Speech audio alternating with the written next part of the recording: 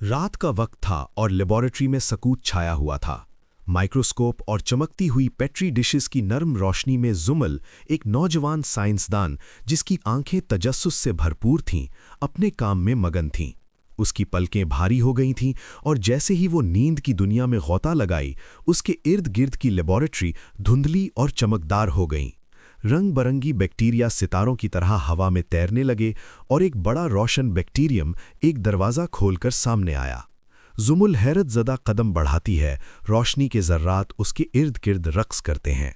वो एक अजीबो गरीब खाबीदा सैयारे पर पहुंच गई, जिसकी ज़मीन चमकती हुई खुर्दबीनी ज़िंदगी से भरी हुई थी और बड़े बैक्टीरिया जेली फिश की तरह नीले और जामनी आसमान में तैर रहे थे।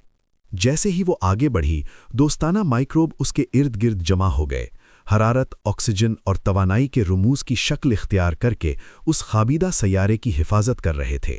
जुमुल ने हाथ बढ़ाया और उन छोटे मुहाफ़िज़ों की ज़िंदगी और तवानाई महसूस की।